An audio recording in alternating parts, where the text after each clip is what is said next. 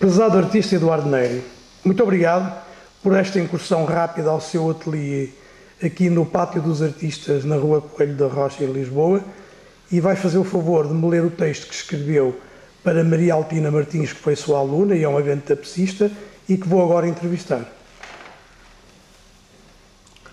As tapeçarias de Altina Martins. O que imediatamente se impõe na arte de Altina Martins é a sua capacidade de criar ao nível da tecelagem e da forma.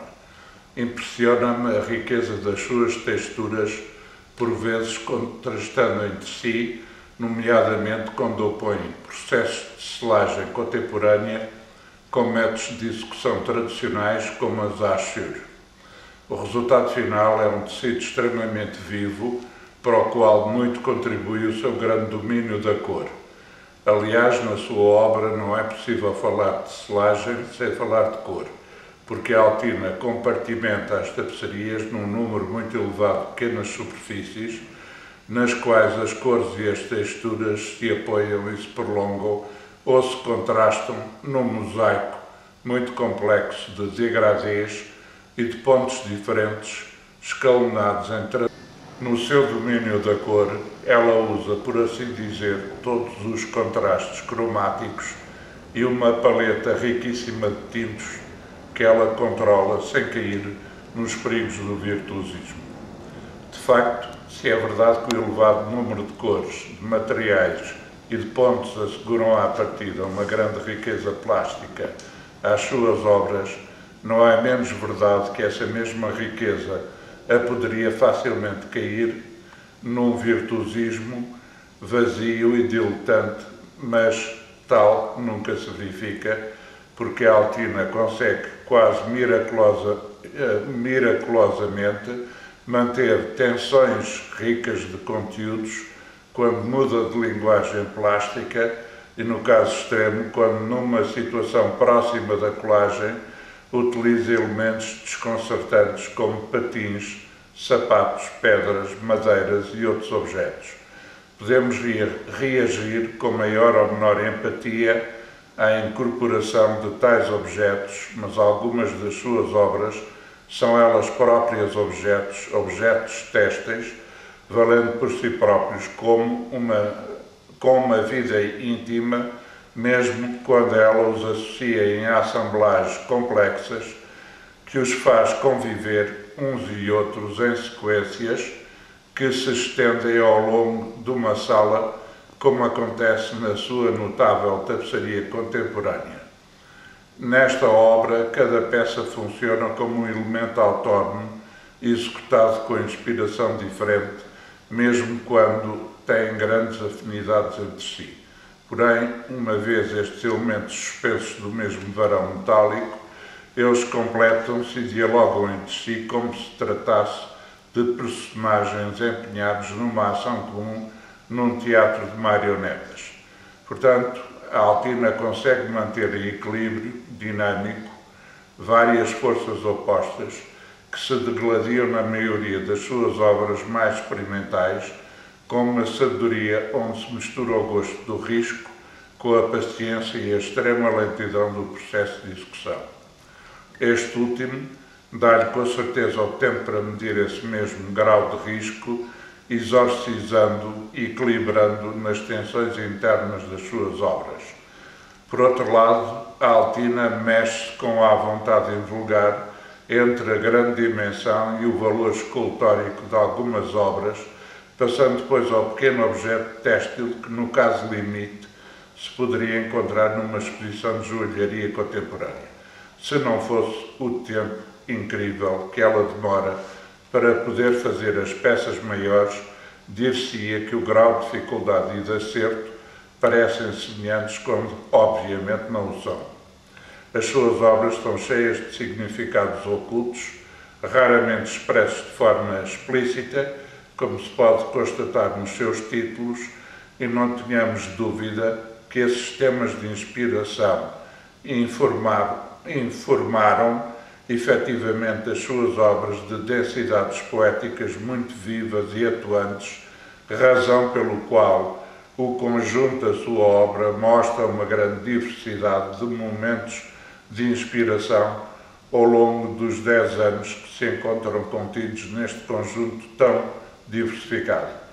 Porém, todas estas peças mantêm uma certa unidade ao nível da qualidade plástica que se equivale de uma obra para outra, mesmo quando a técnica utilizada passa do risco do experimentalismo à segurança dos métodos mais antigos na tapeçaria medieval, que ela recria de forma nova, ou então que ela põe em confronto lado a lado em assemblagens ousadas com superfícies de uma expressividade primitiva, quase violenta, como acontece na sua vela.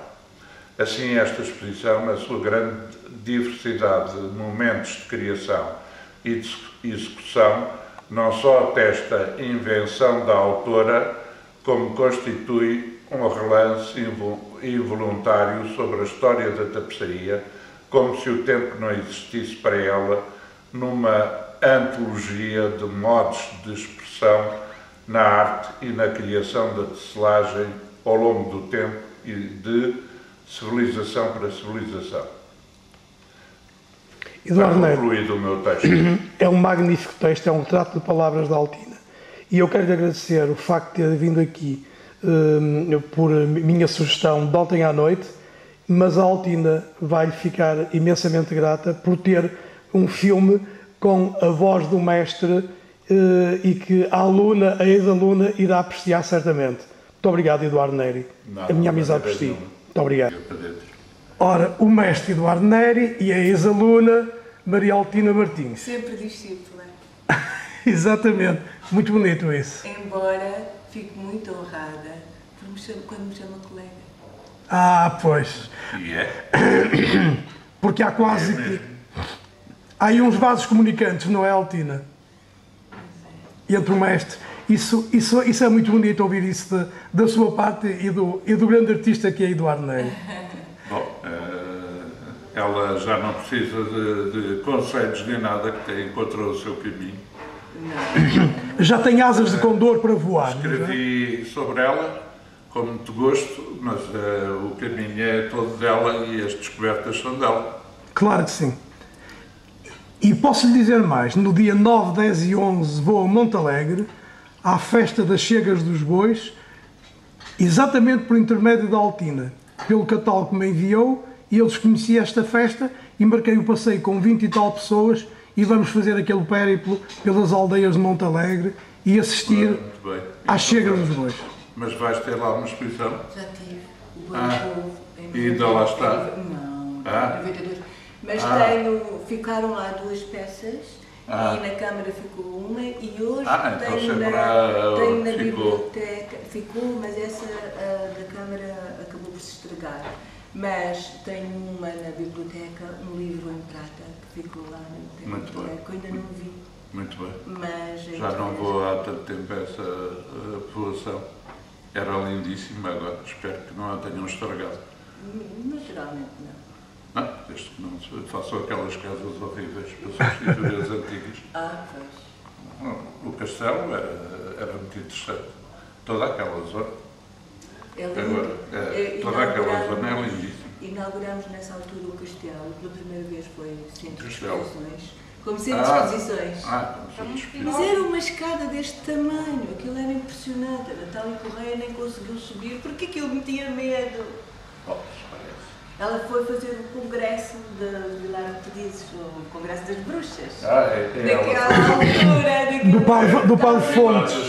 É ali ao lado. É ali ao lado. Fica a 20 km mais ou E eu menos. estava alojada lá, em Vilar de Perdizes, porque foi o José Lucas que me convidou para fazer aquela temática. E eu fui lá estudar, porque eu nem sequer sabia de Vilar de Perdizes, não existia no meu mapa, nem Monte Alegre, muito menos Chegas. E Boi do Povo. Boi de quê? O Boi do Povo, que é a tradição, é de facto, há uma luta de bois e há um vencedor. E esse é o cobridor das vacas todas. Vai numa carrinha todo lauro, com uma coroa de louros. Ele, o maior, o cobridor das vacas todas, o Boi do Povo. E então foi isto que me fez fazer. Isso também tem muito de pagão. Completamente, mas sim. Aliás, Profano e o sagrado e o profano andam de mãos dadas. Uma perspectiva do ateliê de Maria Altina Martins. Mulher, pode ser esta. Oh, Altina, por amor de Deus, quem fez tropa pode ser tudo. Quem fez tropa. Exatamente. Eu tenho o chá, onde é que eu pus o chá? Muito bonito.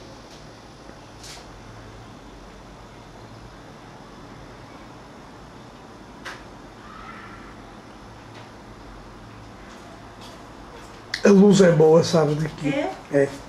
É uma boa luz. Temos aqui chá branco com goji bear. Isso é uma coisa. Estou a ver a luz, é boa. Agora não tenho cá o pastor. Mas paciência, já fiz. Tinha aqui o pastor, tinha aqui o vento, tinha aqui o fiar, tinha as 3 peças de Foscoa aqui. Eu fiz aqui Foscoa e joia têxtil eu fiz aqui. Esta é o Eduardo. Ah, é essa. A paleta. Pedi-lhe agora o original. Não se importa de me mostrar com um bocadinho mais. Esta, mas não é o original. Esta é cópia para eu poder trabalhar e explorar à vontade. A paleta é esta. Sim, sim. A paleta que define as cores, não é? A paleta que define as cores. Portanto, é ouro, 3 quentes, 3 frias. Como é que arranja para dar a cor ouro? Que tipo de material vai utilizar? Esta vou fazer com ouro, fio de ouro, e vou fazer, que já encomendei, está pronto, felizmente, e interpretar estas cores com algodão e seda natural, porque não tem o brilho da seda vegetal e faz todo sentido ser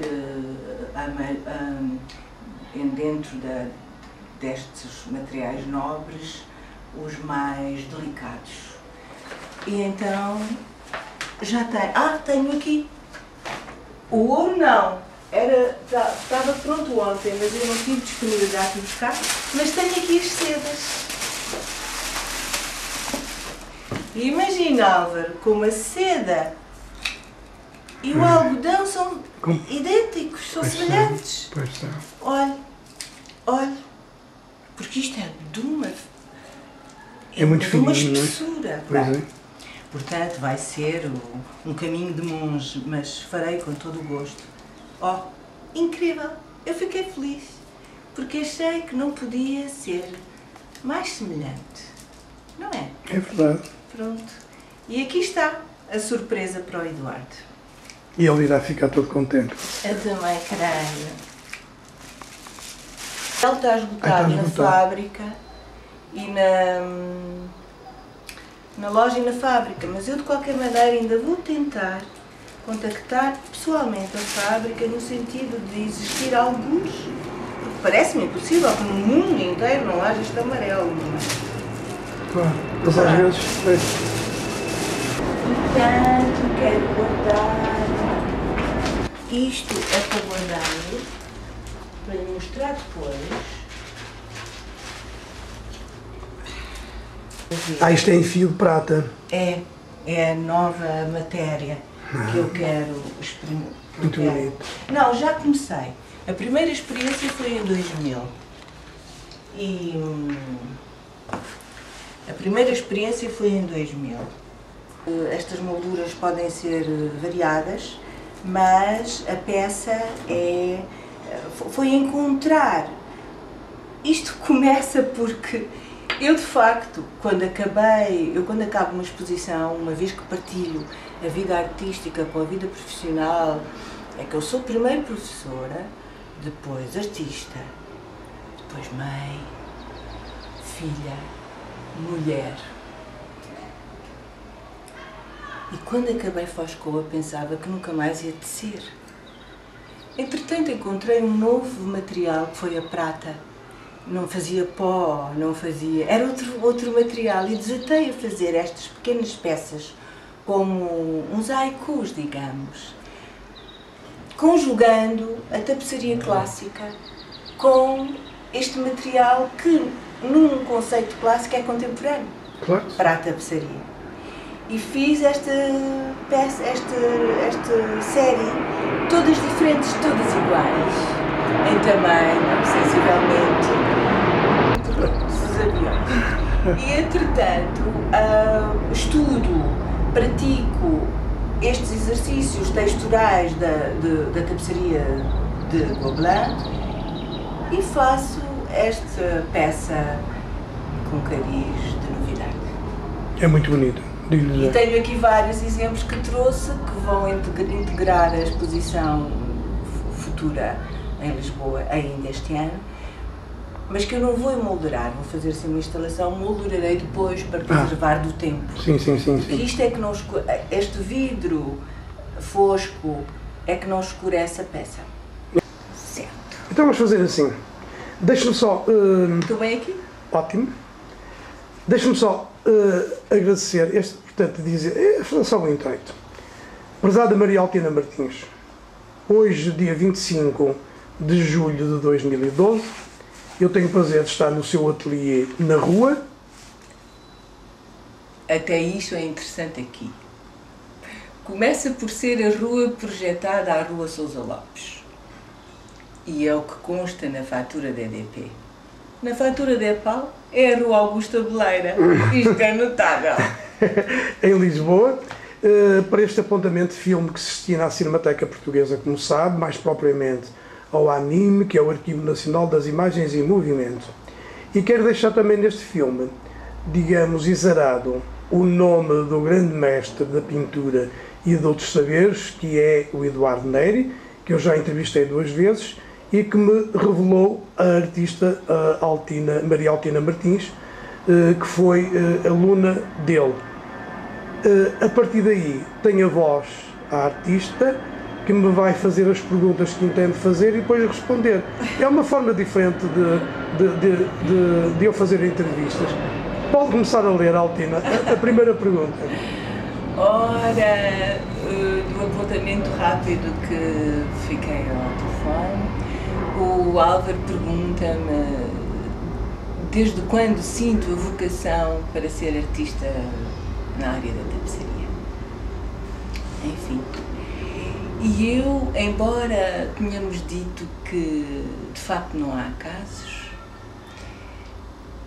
eu creio, embora não haja acasos, eu acho que foi tudo um acaso, porque, ou o que quer que o acaso queira dizer, foi um tiar que estava na escola que me atraiu. Foi uma paixão que se mantém viva e é intensa até hoje. E depois começou por ser de facto um amor por um objeto estranho.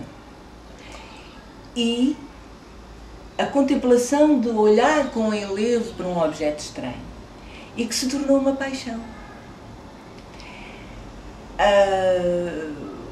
O Álvaro também me pergunta se eu tenho uma tradição artística na família.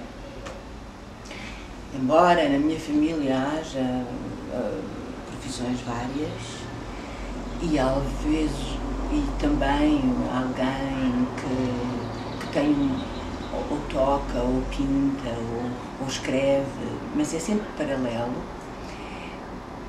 Eu creio que não é uma tradição de família este meu gosto, mas sim a coincidência da abertura da escola Arco numa altura em que eu procurava um caminho. E ter conhecido aqueles mestres que me esculpiram e teceram para a vida. Era a elite artística. Naquele tempo eu nem sabia, com 18 anos ou 20, eu não sabia. Desconhecia a elite, mas o que é certo, posso referir a alguns nomes e qualquer um que me esqueça tem idêntica estatura, porque eram todos muito bons professores e marcaram a mim e toda a minha geração.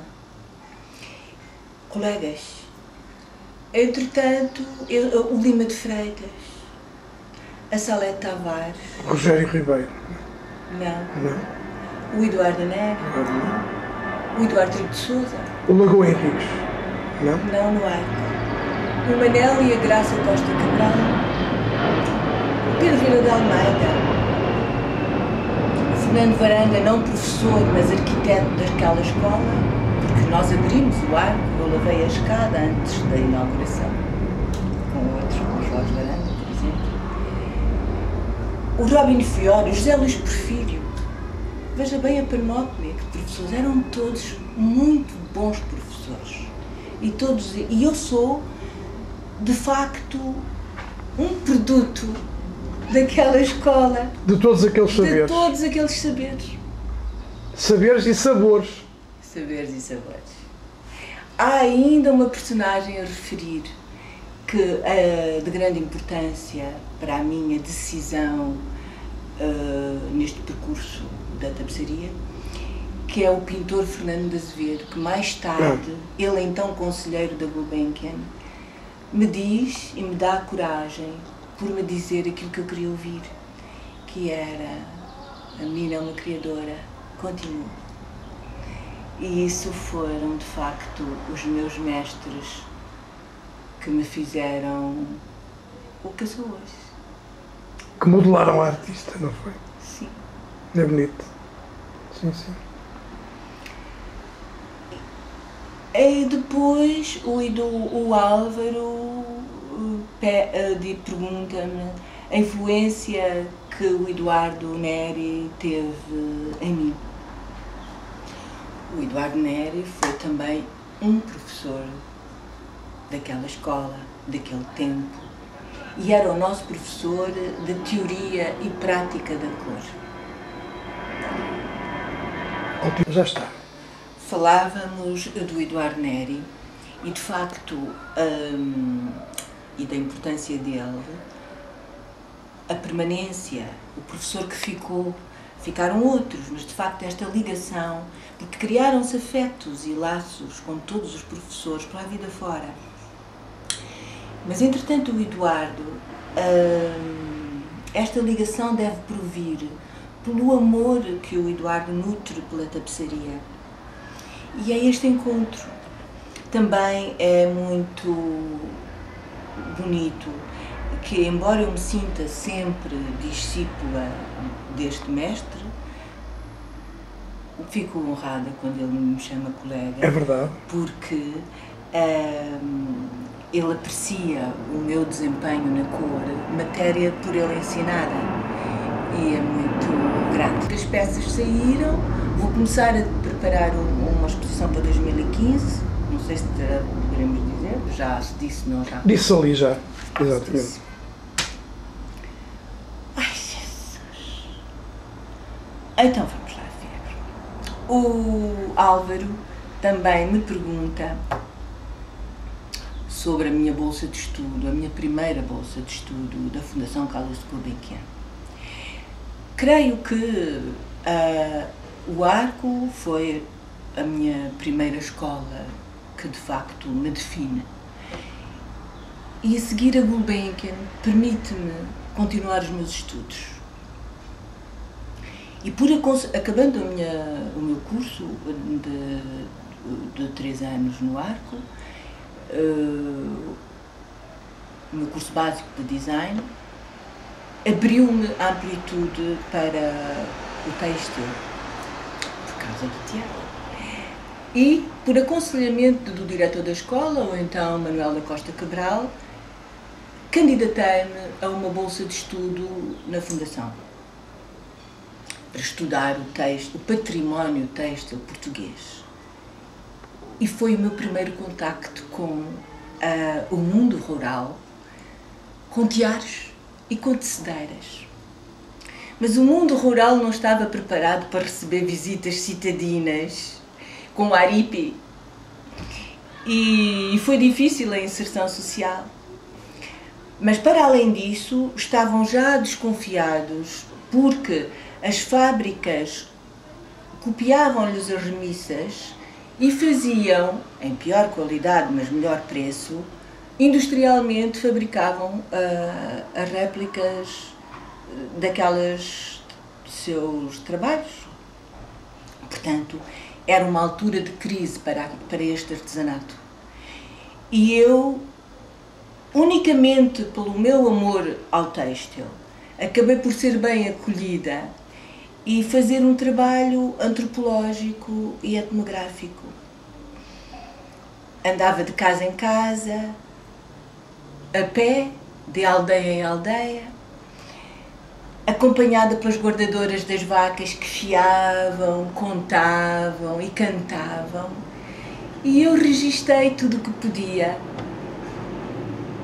e entreguei ao Gulbenkian.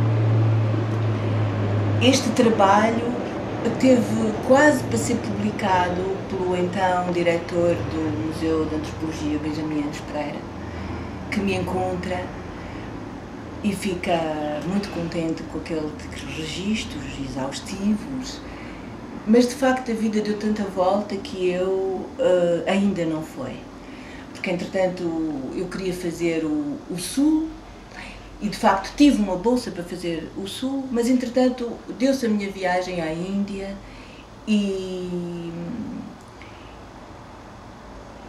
depois era o nascimento das minhas filhas e deixei cativo. Mas essa viagem à Índia teve um propósito digamos, estético? Sim. A viagem à Índia. A viagem à Índia surgiu, eu até quereria dizer um acaso, sendo o acaso que for, mas foi a minha paixão pelo pai das minhas filhas, o poeta António Barahona, que tem uma bolsa para ir para a Índia, que consegue, e eu também quero ir.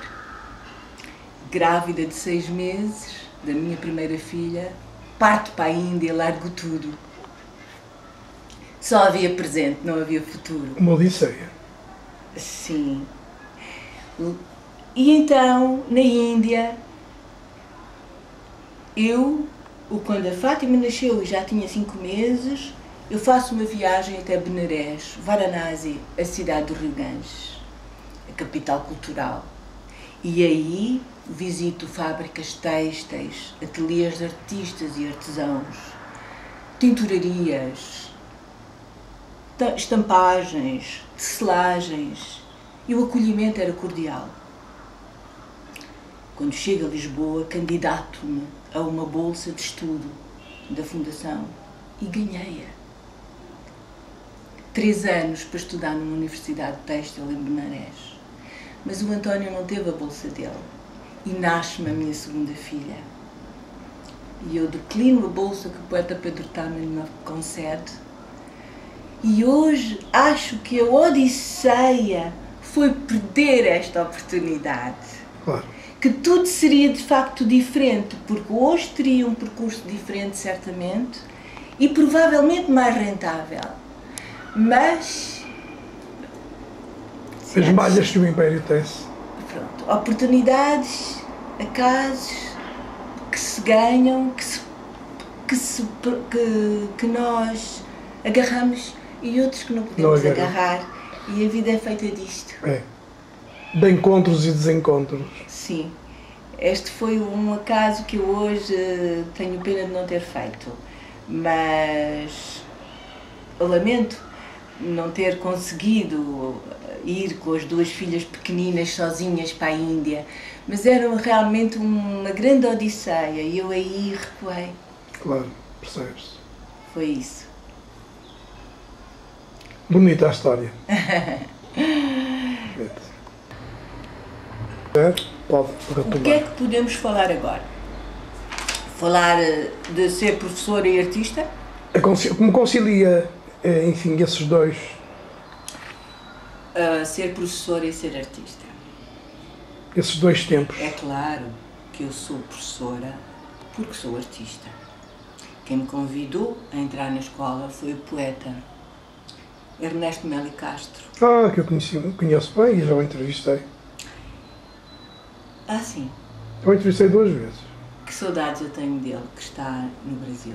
Ah, está, foi para o Brasil. Foi. Ah, Foi o Ernesto que me convidou e a Rafaela Zucchi. Mas, primeiro, sendo professora, primeiro sou professora. E o horário da escola marca o ritmo da minha vida. E só depois é que giro o tempo restante para todas as outras valências da vida. Ser artista, mãe, filha, mulher. Há alturas em que o trabalho artístico é mais exigente, mas é sempre fora do tempo letivo. Férias, fins de semana, noitadas. Representa esforço, direi até sacrifício, mas é vital.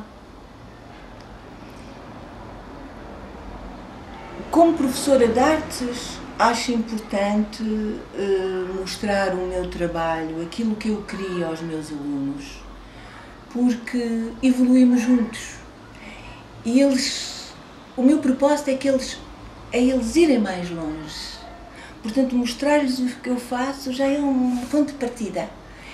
E professores e alunos ensinam e aprendem. ao osmose, não é? É.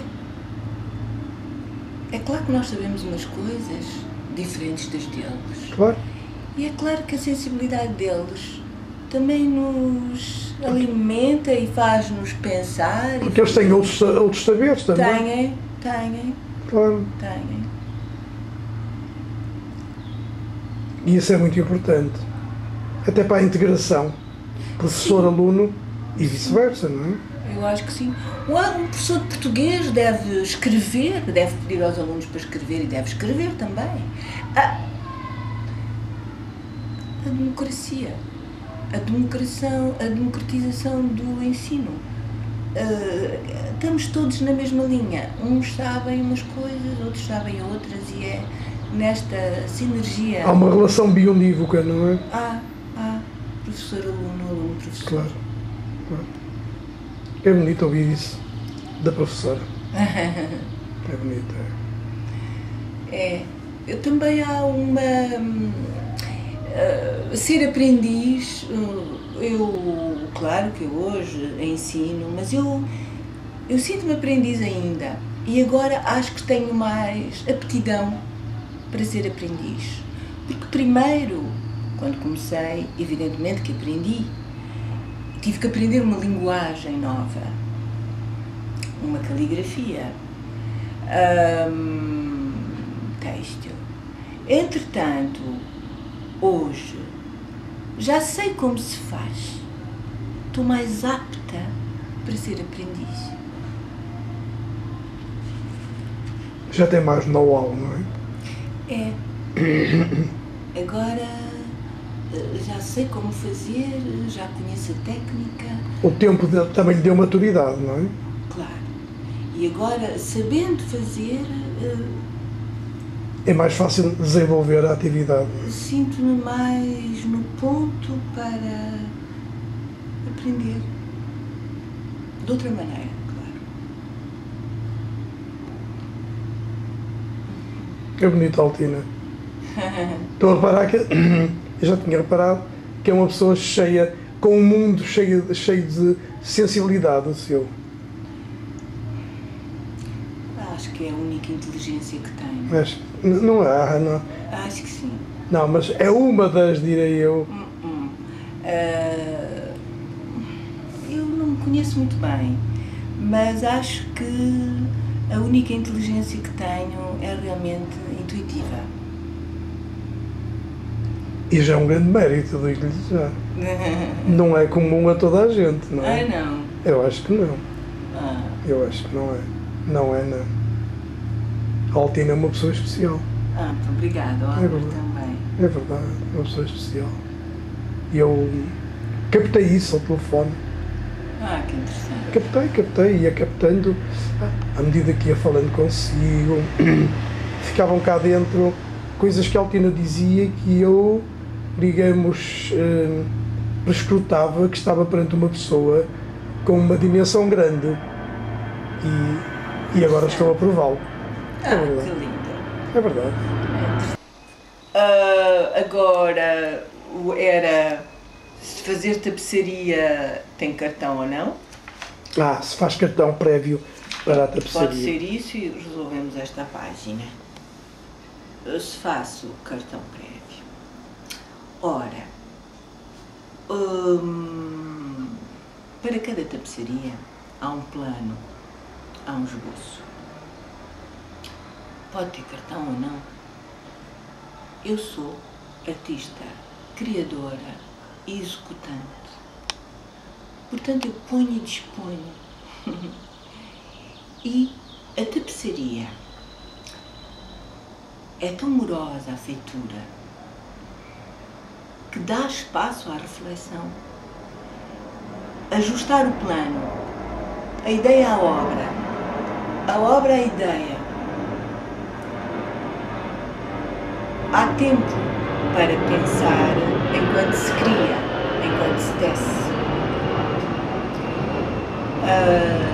Mas sim, para qualquer projeto é preciso um plano, um esboço, tempo e dedicação.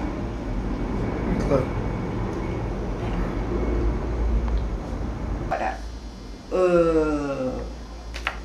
Agora, tirando os bichos, é o que for. Então posso lhe perguntar, quando eu tive o prazer de começar a ler e entrar pelo seu catálogo adentro, reparei que Altinda tinha feito uma incursão a Montalegre, à terra do Barroso, e aí constatou com uma tradição milenar que é a chamada Chegas de Bois ou Boi do Povo, como há bocado dizia o Eduardo Neri, que são bois barrosões que lutam entre si e os vencedores são coroados de louros e vão ter o privilégio de cobrir as vacas. Fale-me dessa experiência, Altina. Foi um convite que surgiu do José Sacadura Lucas, que tem raízes em Vilar de Perdizes. E foi uma surpresa também. E foi um trabalho absolutamente novo, porque eu desconhecia a região, desconhecia a tradição e fui estudar. E foi bonito também conhecer o Gerês, porque atravessa-se o Gerês, aquela serpente, serpenteia-se a serra, Montalegre, o granito, a aldeia, a cultura, o Congresso das Bruxas. Em Vilar de Perdizes. O Padre Fontes, que foi mentor. O Padre Fontes. Pitões das Júnias. Lindíssimo, com um mosteiro. Do século XII, exatamente. Da Ordem de Cister, que está lá no fundo. Pois, tudo aquilo altamente rico. Os castros, os celtas. Enfim, e eu lá vou e estudo. E, curiosamente, faço umas peças que ficaram no sítio, portanto, ficaram onde pertencem, no sítio com a egrégora, e pela primeira vez inauguramos o Castelo de Montalegre como centro de exposições. E eu, de facto, fiz o Boi do Povo, na torre de homenagem, mostrei no Castelo de Montalegre. Mais tarde, trouxe a convite de Madalena Brás Teixeira, a então diretora do Museu Nacional do Traje, em Lisboa, trouxe a exposição a Lisboa e foi a minha estreia no Museu do Traje. Sítio por qual me apaixonei e também muito aprendi e muito ensinei. É lindíssimo esse museu, eu conheço. Adoro. Madalena Brás Teixeira é uma senhora com quem muito trabalhei, muito aprendi e é alguém que fez muito pela tapeçaria em Portugal, no sentido de dar oportunidade naquele museu de mostrar o trabalho têxtil. Produziu 3 tapeçarias, não foi sobre o Boi do Povo? Sim, produzi 3 tapeçarias. Foi o País, Barrosão, que foi pertença da Câmara, o Boi e a Serpente e o Boi do Povo, que o José Lucas adquiriu. O Boi do Povo, o Lagoa Henriques também queria, o nosso mestre. Mas eu troquei por um tiar. Que o Zé tinha feito. É este que está aqui tapado. Sim, sim. Onde fiz o pastor, onde fiz o infante. Porque os meus tiares também foram adquiridos consoante a necessidade. Estão a ver? Sim, sim.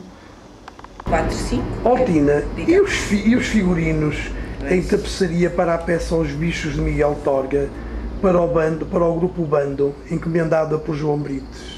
Exatamente. Ora, outra surpresa. O convite do João Brites.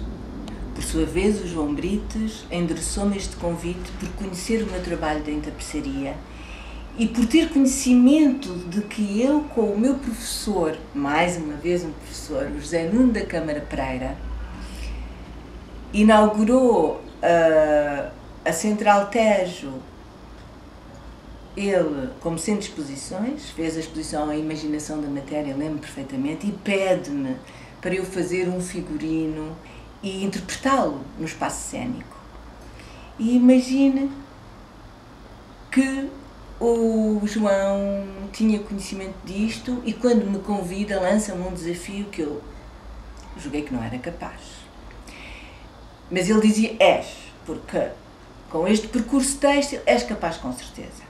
E eu venho para casa porque ele pede-me para fazer 22 bichos no mês. Não de uma maneira muito representativa, com olhinhos e rabinhos e orelhinhas, não, mas apenas com texturas, mas o corvo não se podia confundir com o galo, nem com a cigarra, nem com o cão, nem com o burro, nem. Bem, e eu lá vim e fui de facto capaz de responder, porque ele dava-me sempre os parabéns e dizia para eu continuar. E assim fiz. É claro que 22 bichos no mês era obra. E tive a ajuda de uma amiga, a Andreia Marta, que foi uma companheira. Mais tarde, quando os bichos vão à Europália, tive que fazer a mosca para uma atriz belga. E lá veio ela para lhe tirar as medidas. E tenho aqui a mosca, porque curiosamente esta história dos bichos, que foi um espetáculo que tinha um espaço cênico fantástico, correu o mundo justamente, não era o texto permitiu aquela encenação. E ele correu o mundo por causa disso. E quando foi à Europália, houve a atriz convidada e eu faço mais a mosca. Entretanto, uma vez restaurei, porque eles tomavam banho antes de entrar em palco e caracterizavam com argila e pigmentos e vestiam os figurinos com o corpo todo molado, cheio de terra, sem argila, barro. E curiosamente este ano há uma história enternecedora que 22 anos depois a Cigarra, comemorando a atriz em homenagem à atriz Adelaide João, dá entrada no Museu Nacional do Teatro em Lisboa e é muito acarinhada pelo diretor. E veja lá a Cigarra 22 anos depois. E curiosamente agora o João, como gosta muito da mosca, estou a restaurá-la para ficar visível na sede do bando. Eu trouxe para mostrar ao Álvaro. Trouxe? Então podemos filmar, é? Podemos. Fica giríssimo isto, sabe? Acho que sim. Este espelho é para tecer. A tapeçaria clássica faz-se do avesso. E eu coloquei este espelho aqui e tinha ali aquele tiar para trabalhar. Curioso. Mas agora, neste momento, não me dá jeito. Olha, ficou interessantíssimo isto.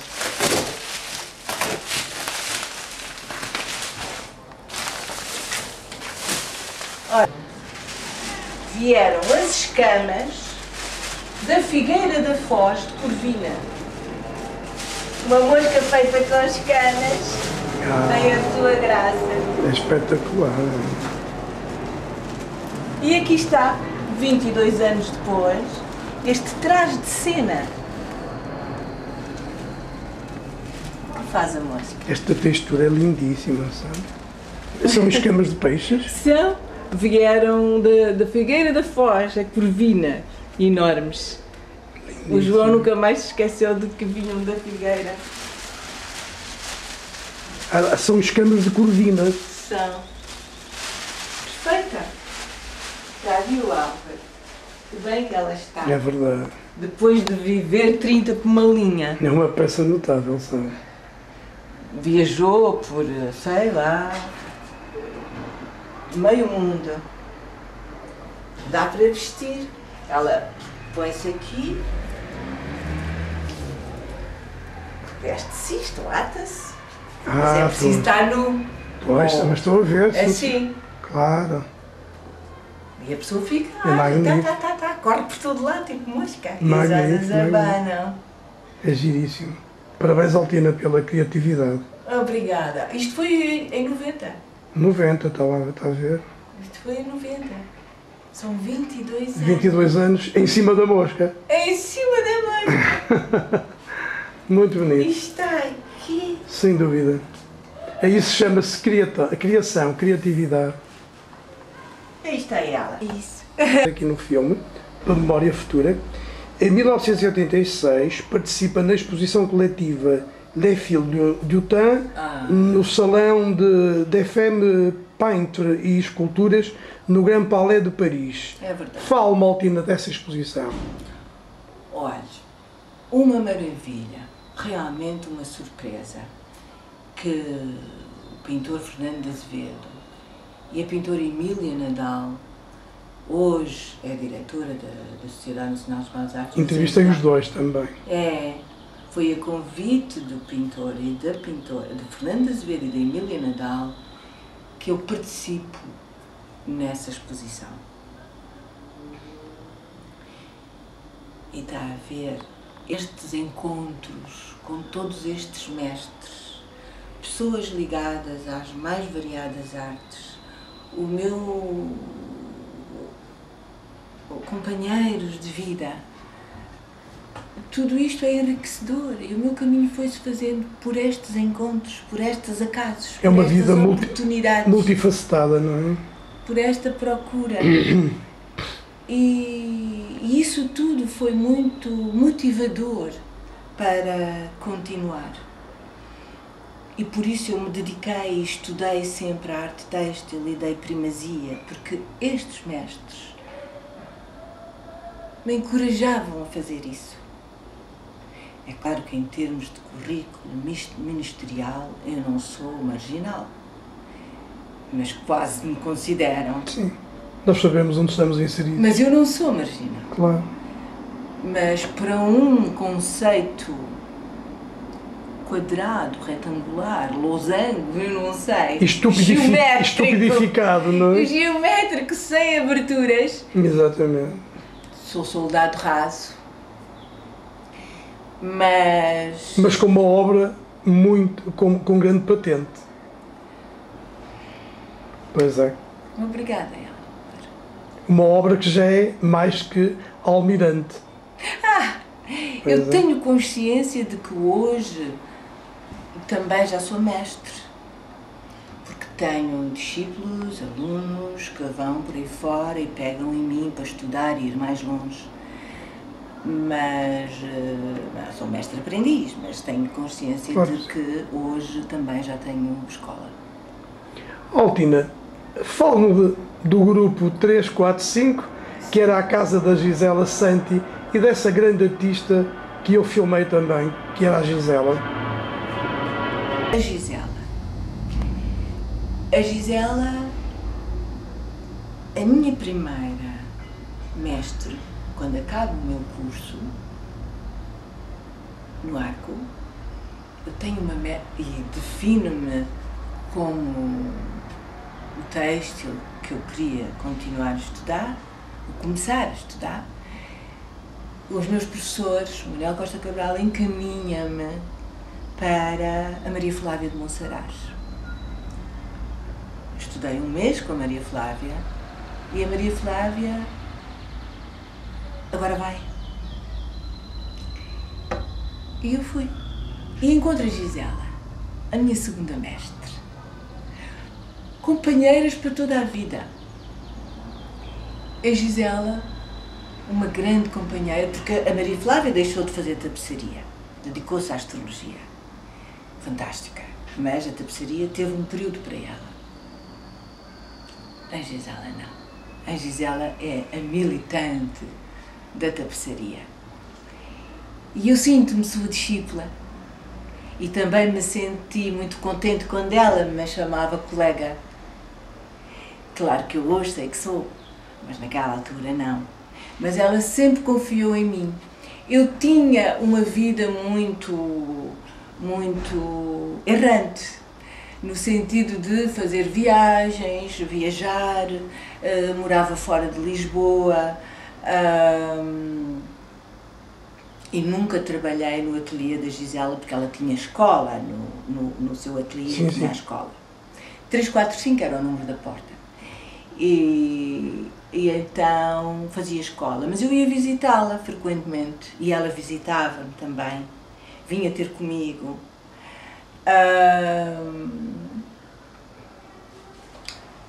Este tiar foi a Gisela que me ofereceu. O outro tiar foi a Gisela que me o vendeu e eu arranjei-o no Museu do Trás com o carpinteiro, meu amigo também. E portanto, a Gisela está presente. sempre. É bonito.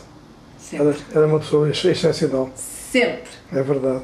Foi ter comigo quando fiz a inauguração da Pátria Mundo no Museu dos Lanifícios da Covilhã.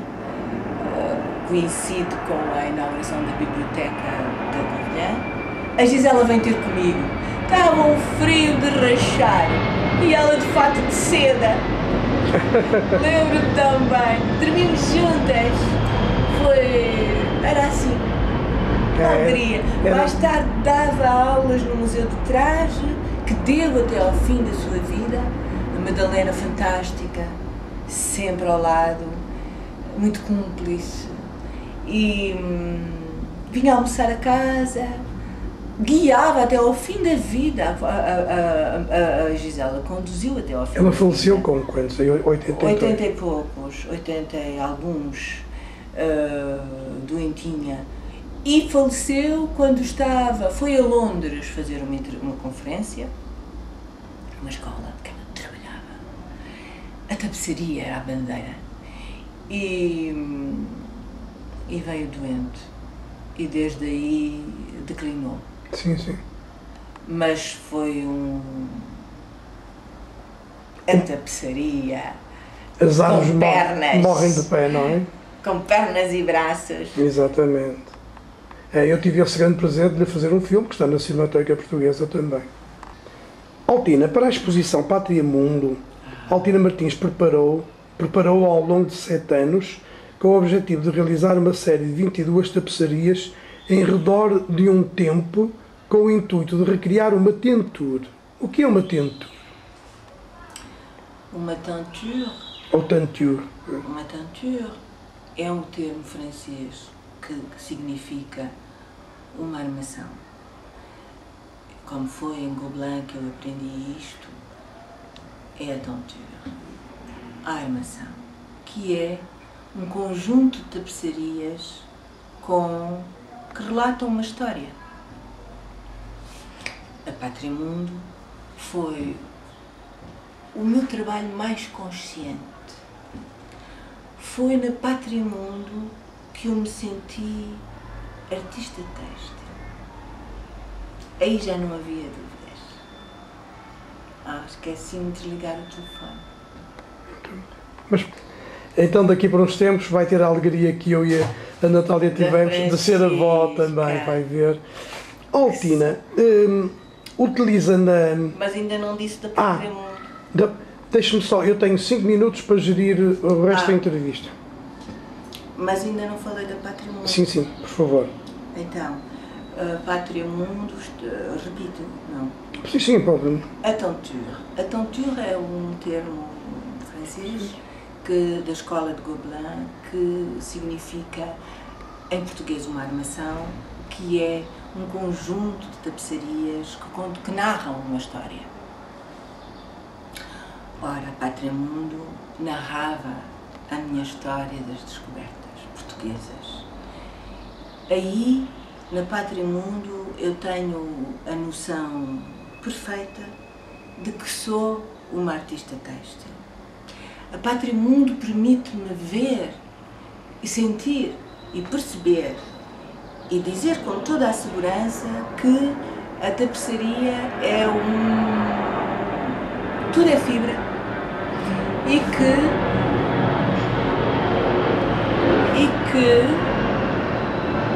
é plural e única, porque sem perder a tónica têxtil, como é evidente, a tapeçaria pode ser desenho, pintura, escultura, joalharia, cerâmica, cenografia. Eu até creio que encenação, porque eu já fiz um bailado com bailarinas foi Pátria Mundo. A Pátria Mundo foram 10 anos na minha vida. Como se o tempo não passasse ou não existisse, eu descia nas férias, nos fins de semana, nas noitadas, e tinha 40 anos, tinha muito mais vida e aguentava dormir tão pouco. Claro. Mas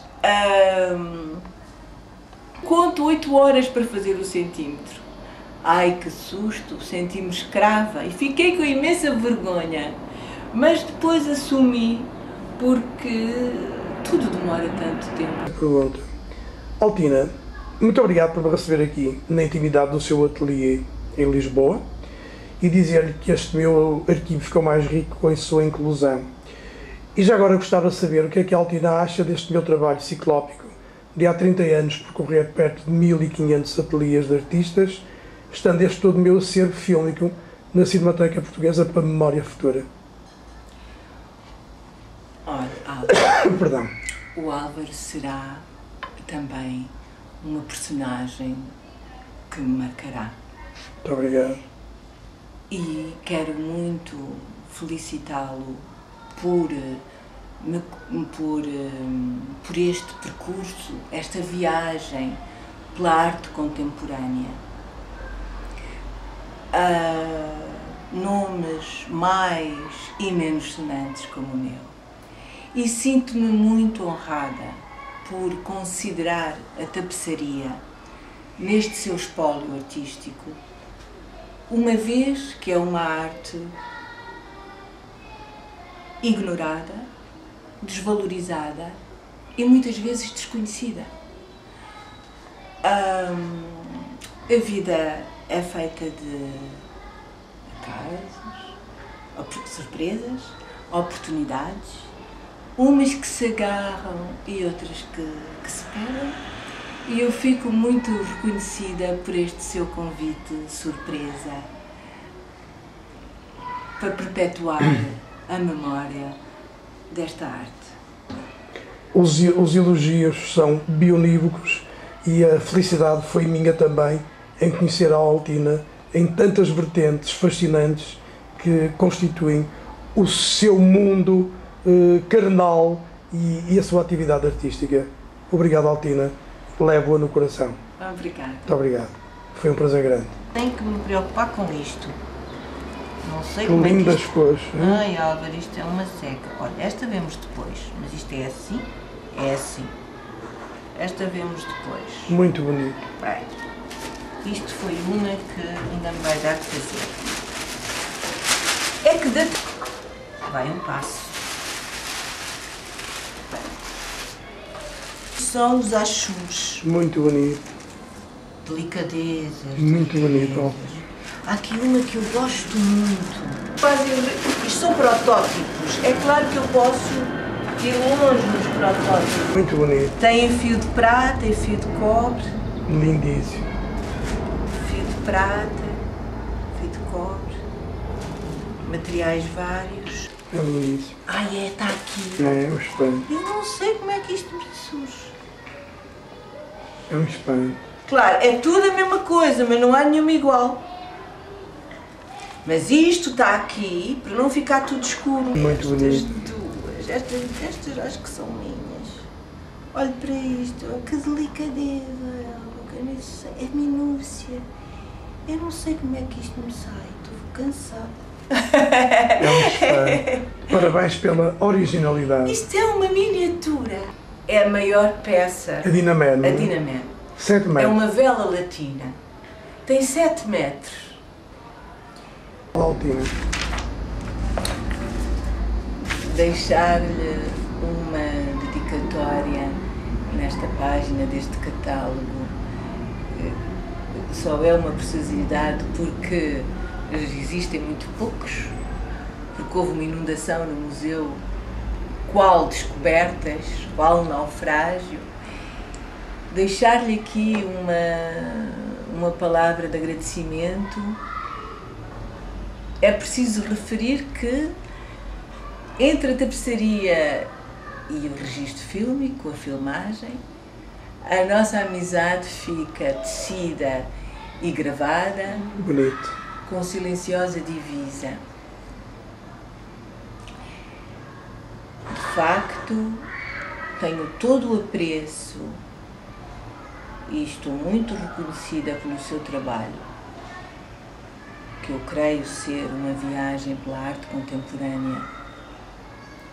Muito me honra a tapeçaria integrar o seu espólio artístico, sendo uma arte tão raramente lembrada e muitas vezes ignorada e desvalorizada. O acaso, a surpresa, a oportunidade encontrem-nos e o Álvaro é seguramente uma individualidade que me marcará e me dá, hoje, motivação para continuar. Deixo-te o meu abraço grato. Obrigado, Altina Martins, por essa